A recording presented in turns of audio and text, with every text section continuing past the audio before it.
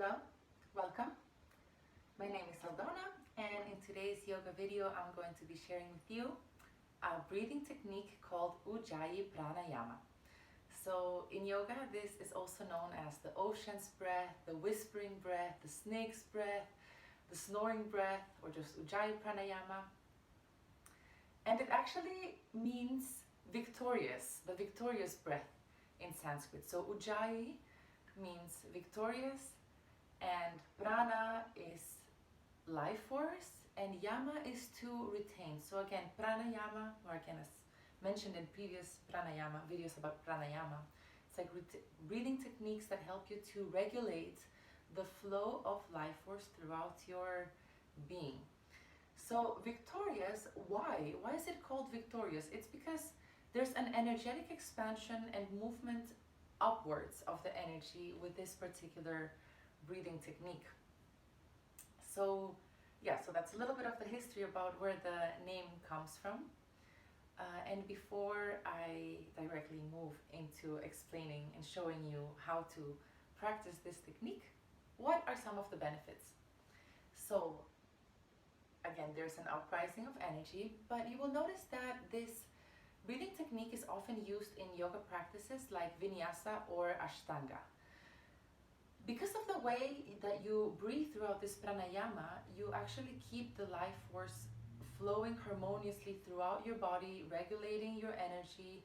You increase the flow of oxygen in your body. So if you're doing something that's very dynamic, you can tend to get tired. But if you breathe in this way, you have more oxygen, and you also build up some internal body heat. As I mentioned, with the upward movement of energy, it means that there's a sublimation of energy. So if you want to, for example, raise your energy to the higher chakras, this is a great pranayama to practice for that. And now because because of what you're doing with your throat, in the way that you are breathing, it particularly activates Vishuddha chakra, which is the throat chakra, the chakra of communication, intuition, and aesthetic beauty, the ether element. It's very elevated. And let's see, there are a few other benefits, like side benefits, like if you are doing, let's say, voice work, if you want to help your voice to become more regulated or more moderated. I, for example, want to practice this pranayama a lot more, because I can tend to have sometimes like a really loud voice, and it comes out like uncontrollably, and sometimes it brings more awareness to the area so that you can moderate your voice. Also because it purifies the area. If you have a singing career or practice, it can make your voice more beautiful in a way, like it's more clear, so to say. I don't want to say necessarily more beautiful, but it clears up the energy in that area. So yeah, so the singing comes more clearly. Also, in the way that you breathe while regulating the energy within your whole system, you're also eliminating toxins. Yes, those are the main benefits. Again, it's mostly to help regulate the life force within your being, activating the throat chakra, increasing the oxygenation in your body, and keeping also, it also, when you're doing something like ashtanga or vinyasa, it helps you to stay steady throughout your entire practice, as you stay focused on your breath and the movement, and you don't have too much variations in your breath like you would if you were not being conscious of your breath. And you would normally start to breathe more heavily if you're doing something more dynamic, and more lightly if you're doing something softer. But in this way you keep a steady breath, and there's like this peaceful steadiness throughout your entire practice. You can also practice it on its own, so just sitting down with your spine straight, with your eyes closed, and just breathing in that way. And I'm going to also show you a little bit of a more intense way to practice it. If you want to practice it in a sitting position, practicing the pranayama on its own, then I'll show you a little bit of a variation that you can experiment with. Before moving on to the technique, just want to go through the contraindications. So there's not many, but they are important to consider. When should you not practice this pranayama? So if you're pregnant, don't practice it. It kind of activates the abdomen a lot in a way, and it can change your body temperature, so it's not very beneficial.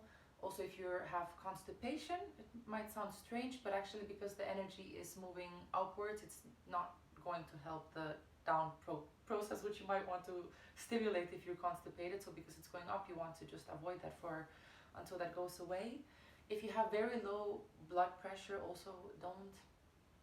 And side things, if you have poor body breath awareness, this can help you to train that. But if it's really very poor and you start feeling like you're dizzy, then just stop the practice, regain your balance, and then continue.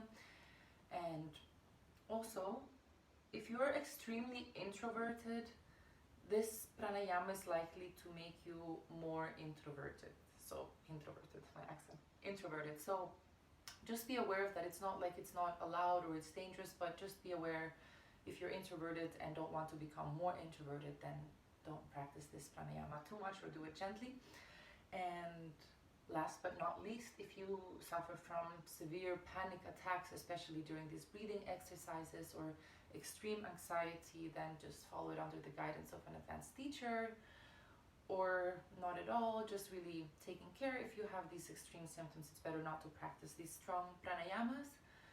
Overall, the strong pranayamas will just enhance and expand whatever is already happening within you in many ways, so you don't want to exaggerate what is already there. That's just the principle. So, Ujayi Pranayama. Basically, how you do it is that you constrict your throat in a way that it makes like a soaring kind of sound. So that's why that pranayama has all those names, because of the sound that it makes. So it's like you constrict your throat, pulling it a little bit in, and then you breathe in through the nose, and when you exhale, you will also exhale through the nose. Come closer. It would be like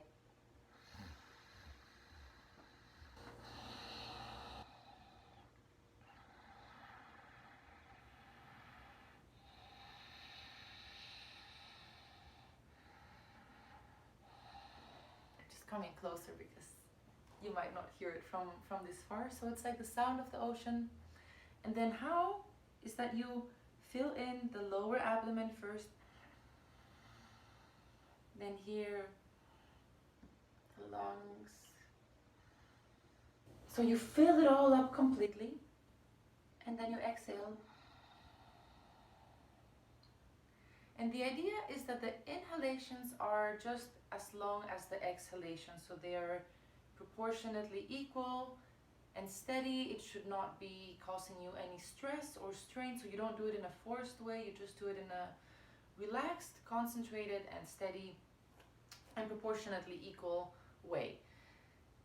And if you want to do it a little bit more intensely, you just sit with your eyes closed, you contract your perineum.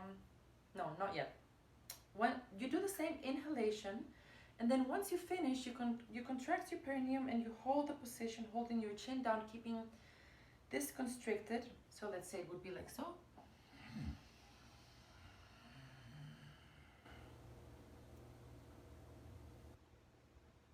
And then you hold for as long as you can, and then you exhale again, and you can either exhale through both nostrils,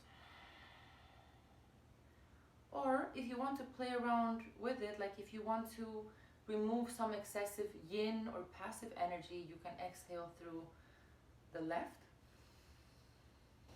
Or if you actually, on the other hand, feel like you're getting too worked up and you want to release some of the yang, excessive active energy, you can exhale through the right. But it's more common to do it through the left if you want to practice like because it's like if you want to do it the intense way, then you actually want to get more activity in your body and get rid of some of the yin energy. So yes, that's the idea behind it.